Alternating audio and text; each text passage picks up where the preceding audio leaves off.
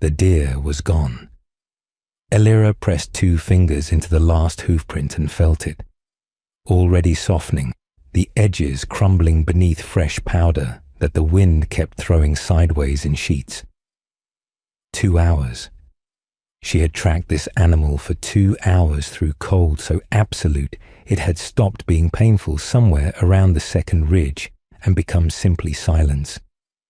A numbness that lived in the bones and asked no permission. She rose and turned her face into the wind out of habit.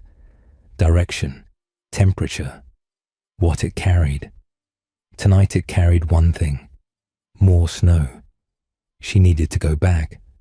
Frostfang Hollow was a half-hour's run through familiar pine corridors, and even that margin was shrinking fast. Elder Torvald had warned the hunters at dawn.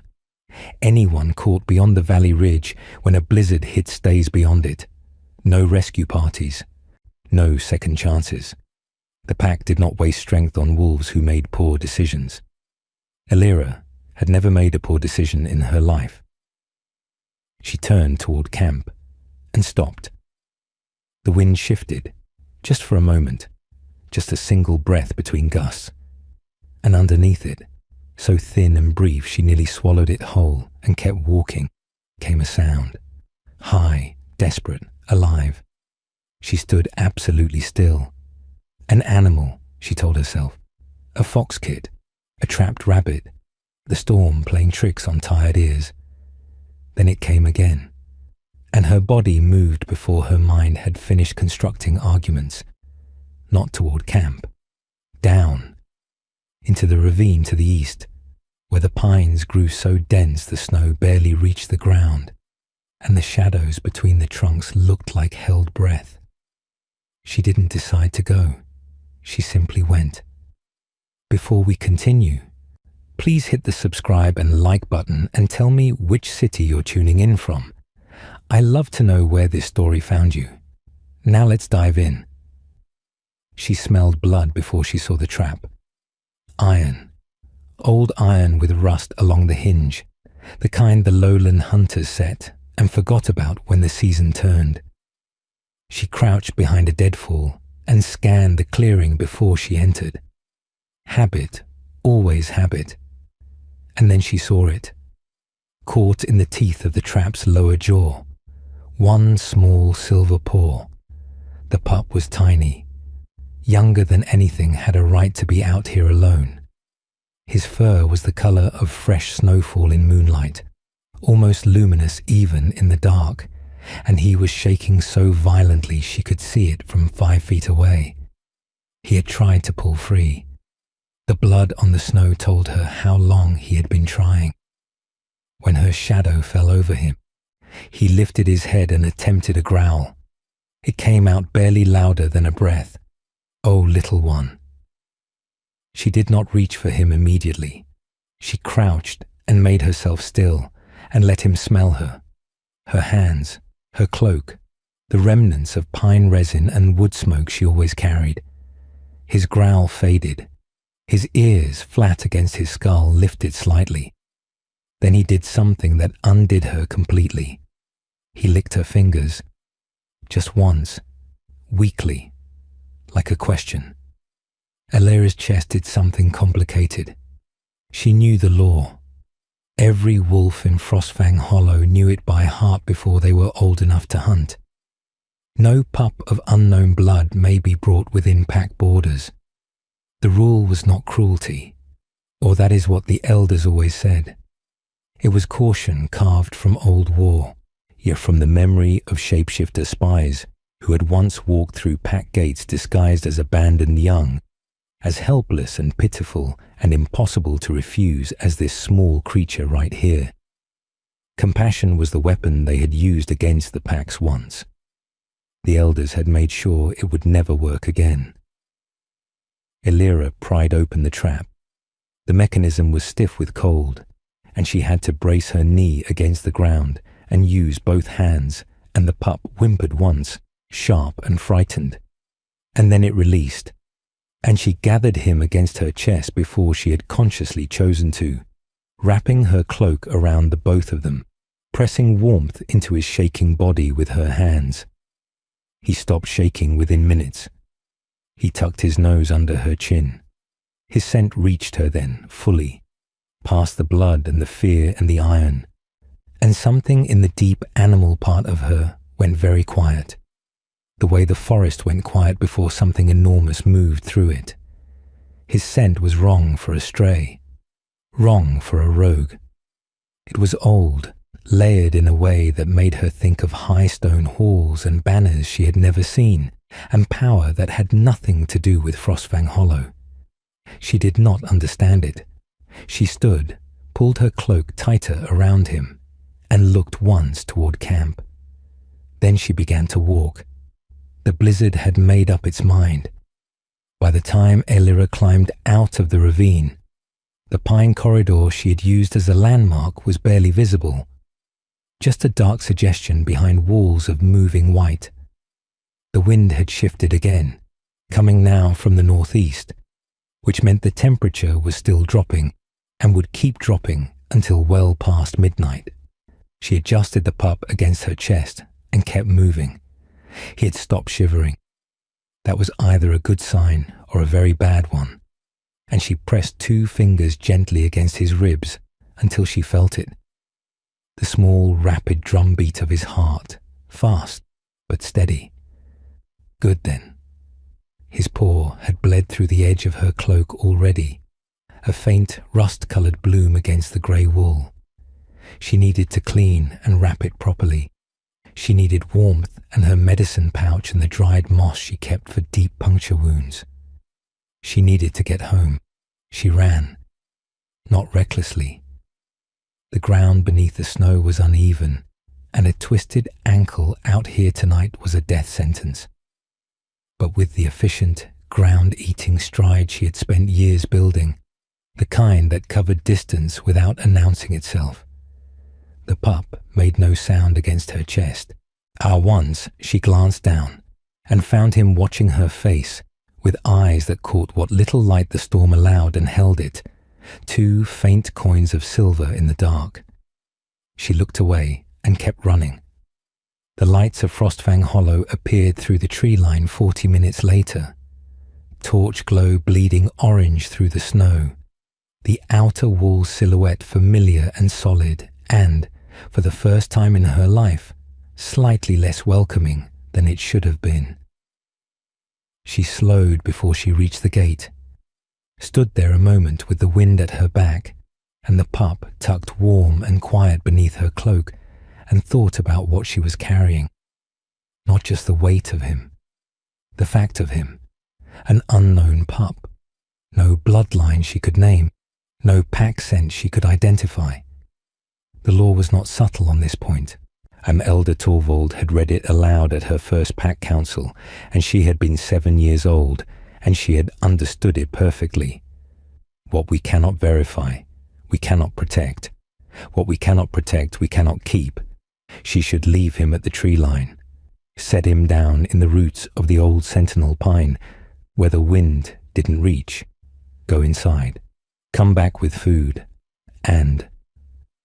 The pup shifted, pushed his nose out from the gap in her cloak, and turned his face up toward hers. His eyes caught the torchlight now, and she saw it clearly for the first time. The faint luminescence she had half dismissed in the ravine as a trick of shadow. It was not a trick. His irises held a dim silver glow, like moonlight trapped behind glass, and it faded even as she watched, dimming back to ordinary dark as though her attention had startled it away. She stared at him, and he blinked, slow and trusting, and tucked his nose back against her collarbone. Elira exhaled. Then she walked to the gate and knocked twice. Bram was on watch, which was either fortunate or the opposite. She hadn't decided yet. He was young, only 2 years into his first rotation, and he still had the quality of not quite knowing which rules to enforce rigidly and which to pretend he hadn't noticed. He opened the viewing slot, saw her, unbolted the gate. Then he saw the shape beneath her cloak, and his hand stopped on the second bolt. Alera. He's injured, she said. Caught in an iron trap beyond the East Ravine. His paw needs wrapping.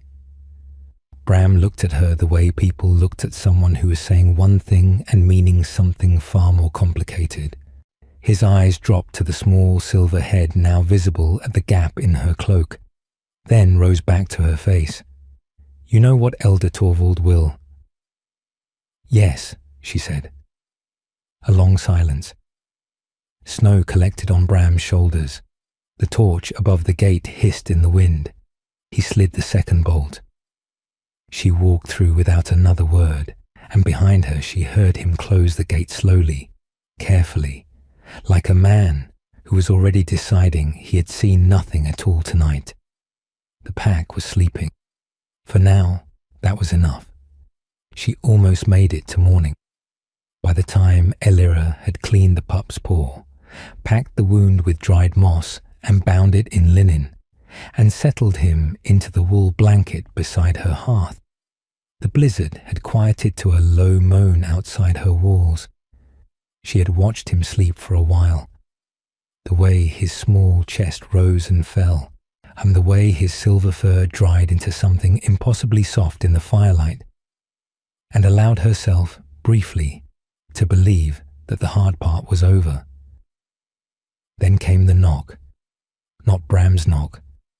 Bram knocked like someone hoping you wouldn't answer. This knock had knuckles in it. Authority. She opened the door to 3 pack wolves she didn't know well, and one she knew too well.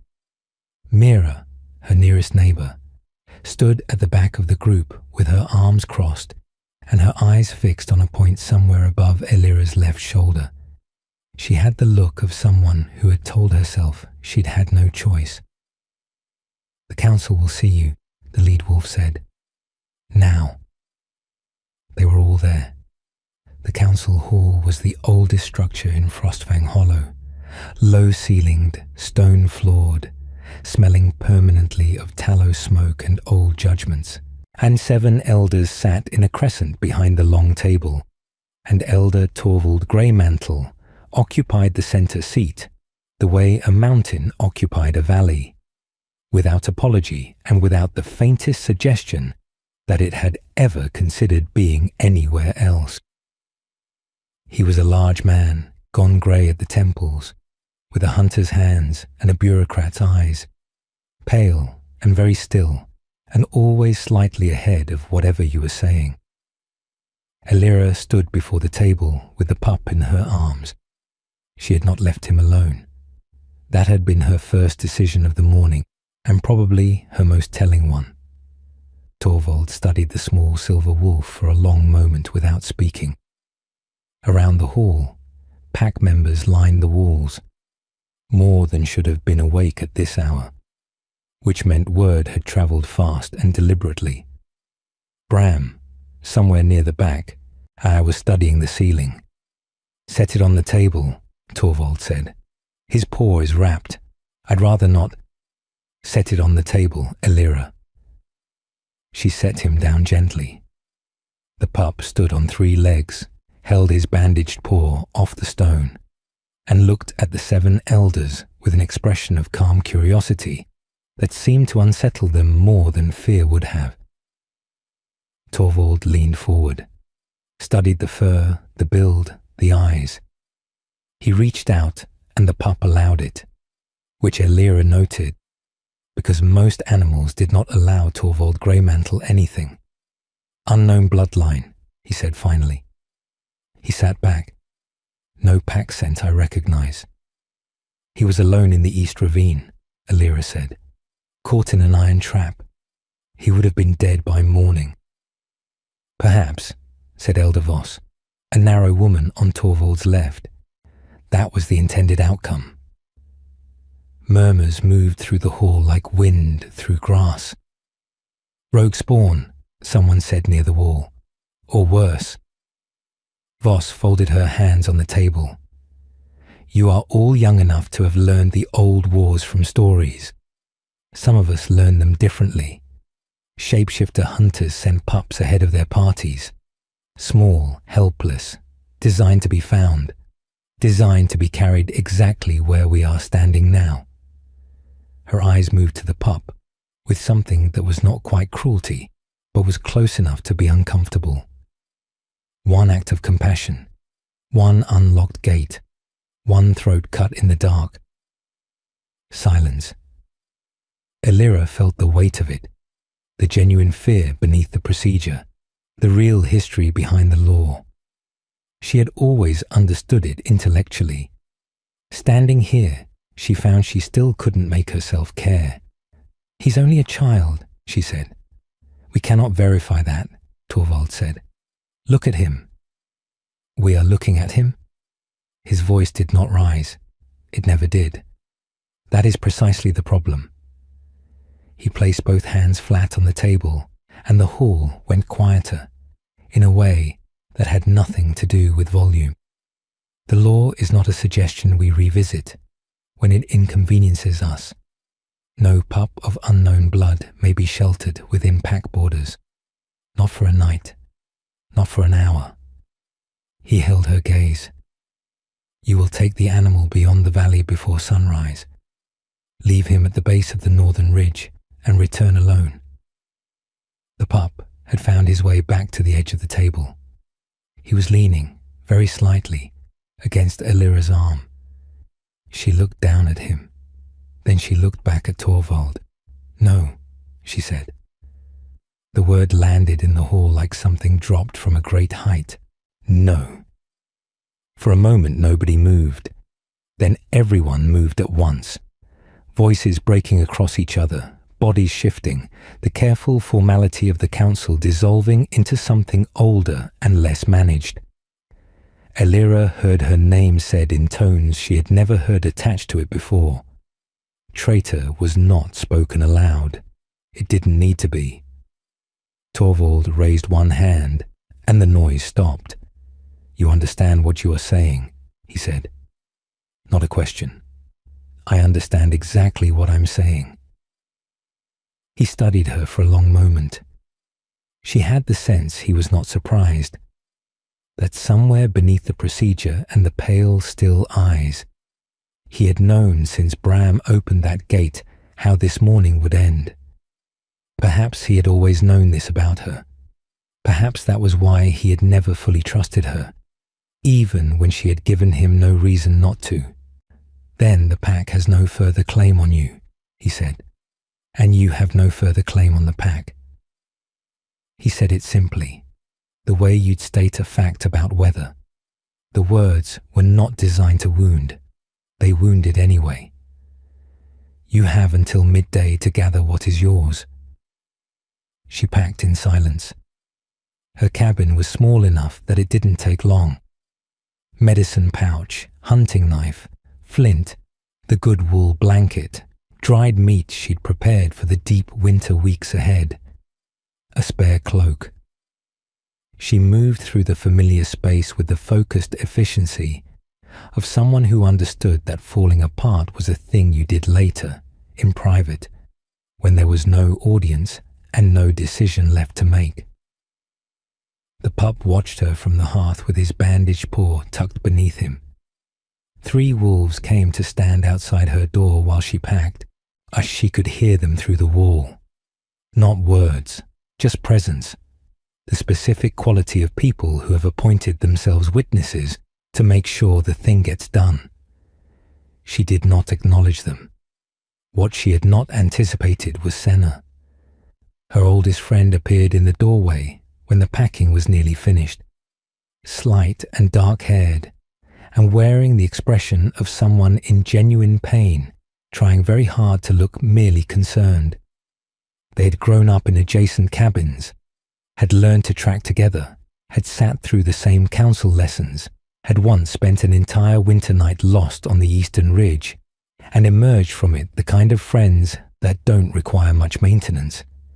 Senna looked at her, then at the bag on the floor, then at the pup. She took one step into the cabin, then stopped. Something moved across her face. Intention, and the death of it. Her eyes dropped to the floor. "Senna," Elira said quietly, I can't." The words came out barely above a whisper. "Elira, I have children here. I know. The law. I know." She crossed the room and gripped her friend's shoulder once, brief and firm. "I know." Senna didn't look up as she left. The walk to the gate took 4 minutes and felt considerably longer. Wolves lined the path on both sides. Not a formal assembly, just the pack arranged the way packs arrange themselves when something significant was happening, drawn by instinct and proximity and the particular pull of witnessing. Some watched with hard eyes and set mouths, the ones who had decided that the law was the law and sentiment was how packs died. Others watched differently, with their gaze slightly averted, or their jaws a little tight, wearing the uncomfortable look of people who had voted for something they were no longer entirely sure they believed in. Elira looked straight ahead. The gate opened. She walked through. Behind her, she heard it close. Not the dramatic boom she might have imagined in another version of this moment, just the solid, mechanical sound of iron bolts sliding home, indifferent and final. She kept walking until the wall was behind her and the mountain was ahead and the snow was clean and unmarked in every direction. Then she stopped and looked down at the pup. He looked back up at her with those silver-edged eyes, patient as stone, his bandaged paw lifted slightly off the cold ground. She let out a long, slow breath. "You need a name," she said. The wind moved through the pines. "Lorien," she said. He yipped once, soft and certain, like he'd been waiting for her to catch up. She pulled her cloak tighter and walked north. The first week was the hardest. Not because of the cold. She had grown up in cold, had learned to read it the way other people read faces, and the mountains north of Frostfang Hollow were brutal but not unfamiliar. What was unfamiliar was the silence where a pack used to be, the absence of other heartbeats at night, the particular weight of knowing that if something went wrong out here, it went wrong alone. She built the shelter in a natural hollow, where 3 pines grew close enough together to share the work of a wall. She packed the gaps with dead fallen bark and banked snow against the outside for insulation. An old technique, not comfortable, but effective. By the 4th night, it held heat well enough that she stopped waking to check that Lorien was still breathing. Hunting alone was slower. She had always worked as part of a pair at minimum, one wolf to drive and one to cut off retreat. Now she had to be both, which meant longer approaches, more patience, more failures before the successes. She lost 2 deer in the first week that she would have taken cleanly with a partner. She ate a lot of dried rabbit and tried not to do the mental arithmetic on her supplies. Lorien helped in his way. He was growing at a rate that should have taken months, but seemed to be taking weeks. By the end of the first month, he was no longer the fragile, palm-sized creature she had carried from the ravine. His shoulders had broadened. His legs had lengthened into something built for real ground-covering speed. The silver fur had deepened in tone, less like fresh snow now, more like the sky an hour before dawn, that particular grey that isn't quite any colour at all. He learned to hunt mice and voles with a focus so intense it bordered on comic, belly flat to the snow, hindquarters raised, eyes locked, and then the tremendous self-serious pounce that worked perhaps 1 time in 5. The failures did not discourage him. He simply reset, relocated, and tried again with the same absolute conviction that this time would be different. Elira found herself laughing more than she had in years. He stole her left boot once and carried it to the far corner of the shelter with the evident intention of claiming it permanently. When she held out her hand and said "give," in the flat tone she used for commands, he dropped it immediately, not reluctantly, but cleanly, the way a trained wolf responded to a senior hunter. Then he sat and looked at her with an expression of such complete cooperation that she spent the rest of the afternoon quietly unsettled by it. He was too responsive, too attuned. She ran small tests, directional gestures she used with experienced hunters, stop signals, stay commands, and he obeyed them all without hesitation, with a precision that young wolves didn't develop until they were years into pack training. She told herself it meant nothing. The days built a rhythm. Hunt in the early morning when the light was low and the deer moved to the tree line. Return, skin, preserve. Rebuild what the wind took from the shelter walls. Work on the cache she was slowly digging into the hillside for deep winter storage. In the evenings, Lorien would climb into her lap, or attempt to. He was becoming large enough that climb was generous. And they would sit beside the fire while she sharpened her knife or repacked her medicine pouch, and he made the low, contented sound that she had stopped pretending wasn't doing something specific to the hollow feeling that exile had left in her chest. She was not happy exactly, but she was not broken either. And some nights, watching him chase the shadows that the firelight threw across the shelter walls, she thought that perhaps this was what purpose felt like when it arrived without asking permission. Then came the evening she stepped outside to check the weather and felt it. Eyes are not animal curiosity. She knew that sensation well enough, the passive awareness of a fox or a deer registering her presence. This was something else, deliberate, weighted. The specific quality of being watched by something that understood what watching meant. She scanned the tree line slowly. Nothing moved, but the feeling remained long after she went back inside, and Lorien, usually restless at night, sat perfectly still at the threshold, with his nose lifted toward the dark. She saw him for the first time 3 days later. Dawn. The light was the flat, directionless grey of early winter morning, and she had gone out to check the snares she'd set along the eastern ridge. Lorien padded beside her, close enough that his shoulder occasionally brushed her leg. A habit he'd developed recently, this casual maintenance of contact, as though he felt responsible for keeping track of her. She was crouching over the second snare, empty, resetting the tension in the wire, when Lorien stopped. Not the gradual deceleration of an animal losing interest. A full stop, all 4 feet planted, head lifted toward the tree line 40 yards ahead. Elira straightened slowly and followed his gaze. The wolf was standing at the edge of the pines, where the shadows were still thick enough to hide most of him. Most. What the shadows could not conceal was the size, an enormity that her mind initially refused, rationalizing it down to a trick of the light and the angle, until she shifted her position slightly, and the scale became undeniable. He was the largest wolf she had ever seen, larger than any wolf she had heard of. His head alone was level with her chest, and he was not close. His coat was black in the way that deep water was black. Not an absence of color, but a presence of depth, something that went further down than it had any right to.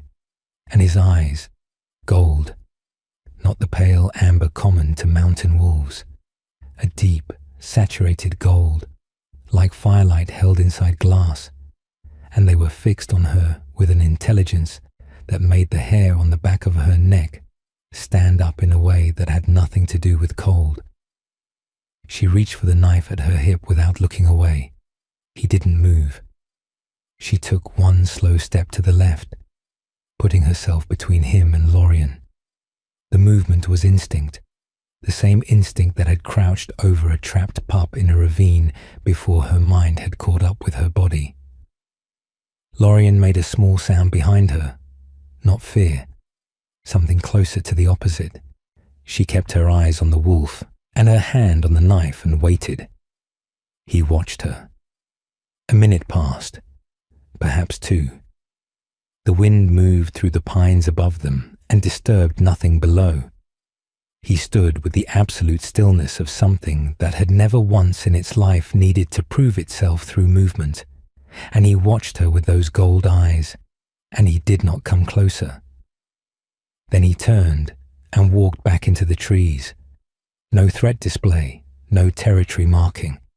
He simply left, the black coat dissolving into shadow between the trunks until there was nothing there at all, and the forest looked exactly as it had before, and Elira stood with her knife half drawn and her heart doing something irregular in her chest. Lorien pressed his nose against the back of her knee.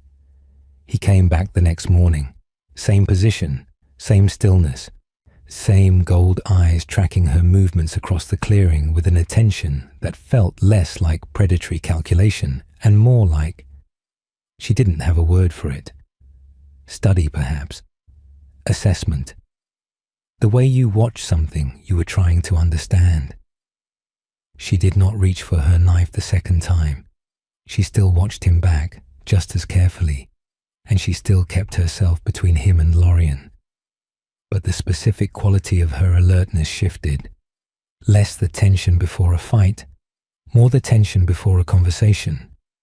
When you are waiting to understand what kind of exchange this is going to be.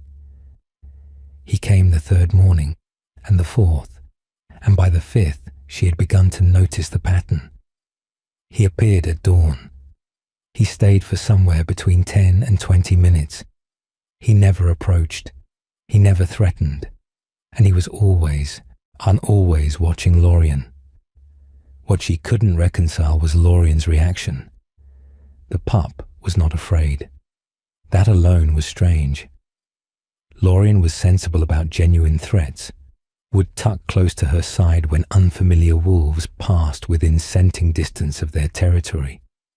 But when the black wolf appeared, he became animated in a different way entirely. Bright-eyed, ears forward, a restless, eager energy running through him like a current, held in check only by some instinct Elira didn't fully understand. Once, he took 3 steps toward the tree line before she said his name. He stopped immediately, came back, but he kept looking. On the 7th morning, Elira made a decision. She crossed the clearing.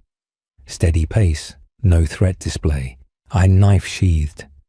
The approach you used when you wanted to communicate that you were not the danger in this situation, but you were also not prey.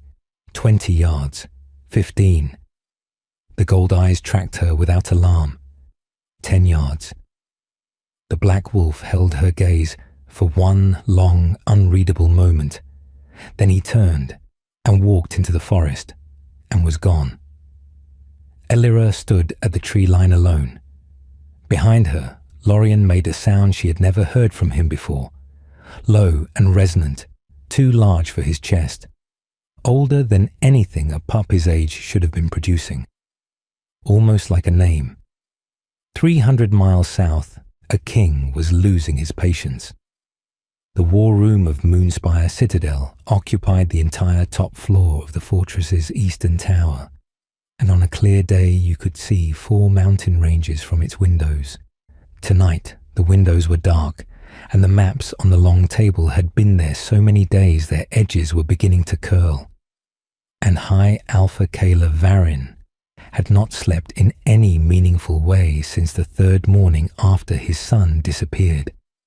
He stood at the head of the table with his hands flat on the map and his eyes moving across the terrain markings with the focused intensity of a man who was refusing, through sheer will, to arrive at the conclusion the evidence kept pointing toward. The Northern Pass search, he said. His chief scout, a weathered wolf named Aldrich, did not look up from his own section of the map. They had all learned, in the past 2 weeks, not to meet the king's eyes directly when delivering reports. 3rd sweep completed this morning. No scent trail. The blizzard that came through on the 14th appears to have... I know what blizzards do to scent trails, Aldrich. Yes, my lord. Silence. Kaelor Varin was not a man who inspired descriptions of warmth. He was tall in the way that made rooms feel smaller, broad through the shoulders in the way that came from actual use rather than appearance, and his face had the quality of having been weathered into its current arrangement by years of decisions that carried real weight. He was 34 years old and looked both younger and considerably older, depending on the light. Right now, in the torchlight of the war room, he looked like something close to dangerous. Expand the search radius, he said, north and east. Every valley, every ridge, every abandoned shelter within 4 days' run of the last confirmed sighting. My lord, the men have been... Expand it. Aldrich nodded and said nothing further. The story of how the Alpha King's heir had come to be lost in the northern mountains was not a story Kaelor told. His advisors knew the broad shape of it. A journey disrupted, an escort separated in the storm, a pup gone from a camp that should have been secure, and they had learned not to probe the details. What they understood, collectively and with great clarity, was that the boy was everything. Kaelor's mate, Selara, had died the night their son was born. It had been a hard birth, a long one, and she had held the pup for 3 hours before the bleeding took her. 3 hours was not long. Kaelor had spent years since then doing the arithmetic of it, how much she had known him in that time, whether 3 hours was enough to leave a mark that would last, or whether the boy would grow up carrying something of her without knowing where it came from. He believed he would. He had named the pup Lorien, after the northern star his mate had always navigated by. The boy had her eyes. That was the part Kaelor did not allow himself to think about in company, because there was nothing he could do with it that was appropriate for a king in a war room surrounded by scouts and advisors. His son had her eyes and her particular quality of stillness, and the same way of watching things that suggested he was absorbing more than he appeared to be, and he was the only piece of Selara that the world had not yet taken. Kaelor had kept him close for 2 years because of this. He had failed at the one moment it mattered.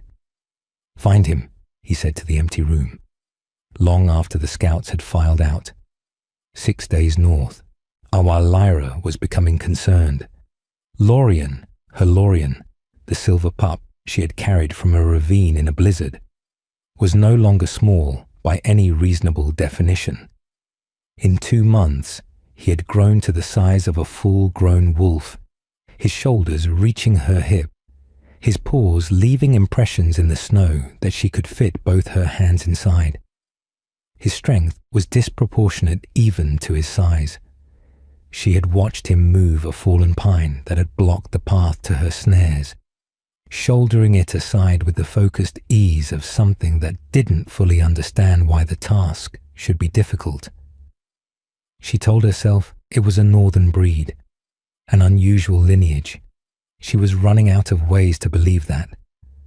The royal scent she had noticed in the ravine had deepened with him, more distinct now, layered with something she still couldn't name. But that made her instincts go very quiet in the way they did before something significant happened. She was returning from the eastern snares on the 8th morning after the Black Wolf's last appearance, when Lorien stopped on the path and turned south. His nose lifted. His whole body went still in a way she had never seen from him. Not the playful pre-pounce stillness, not the alert watchfulness he used for strangers.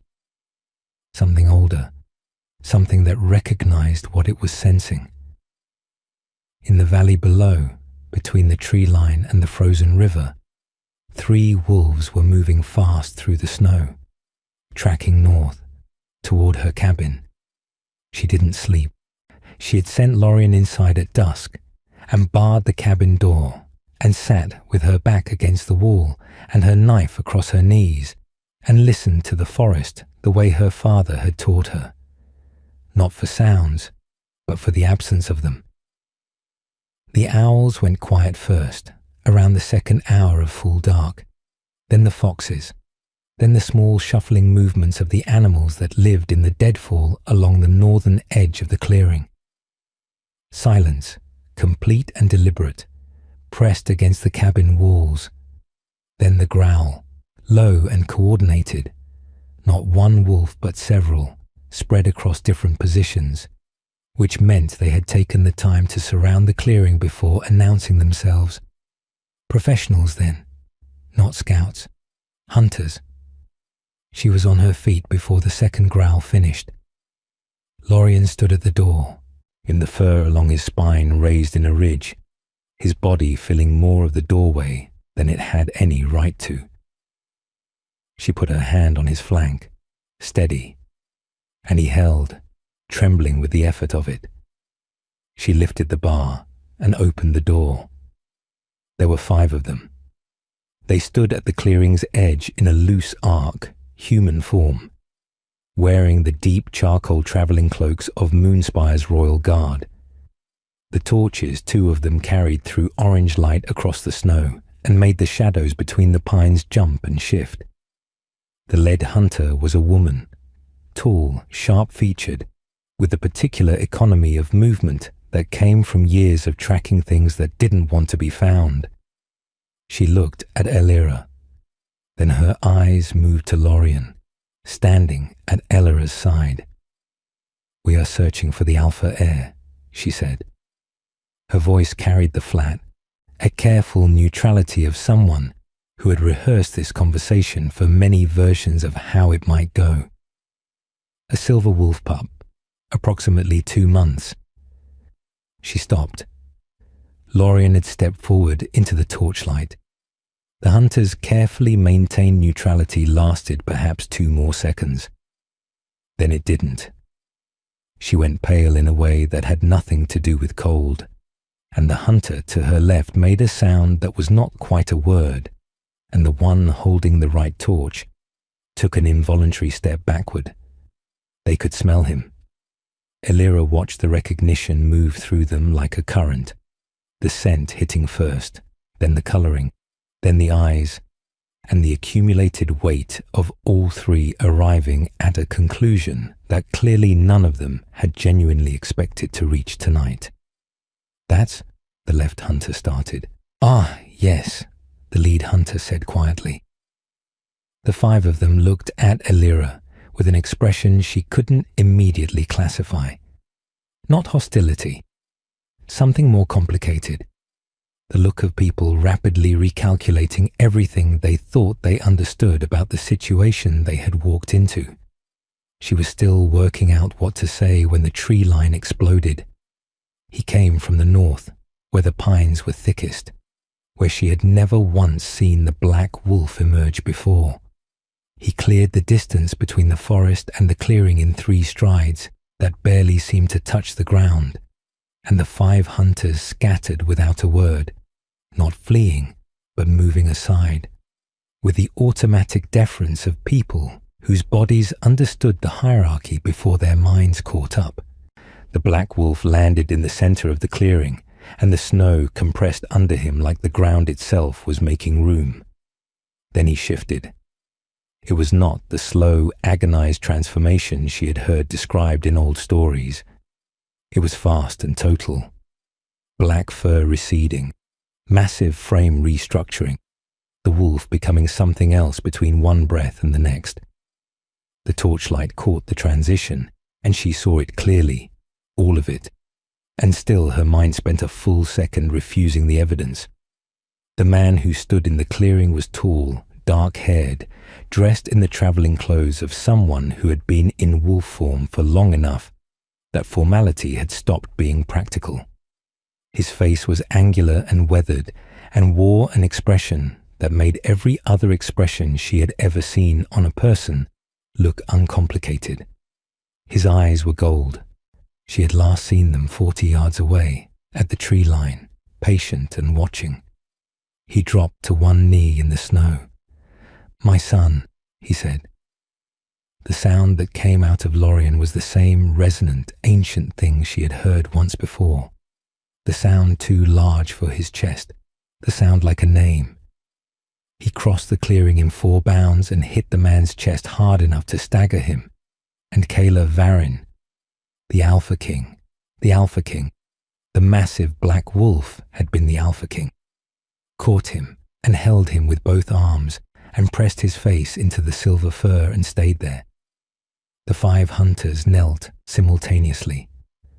Elira stood in her doorway with her knife at her side and the cold coming through her boots and the world rearranging itself around a fixed point she couldn't quite look at directly.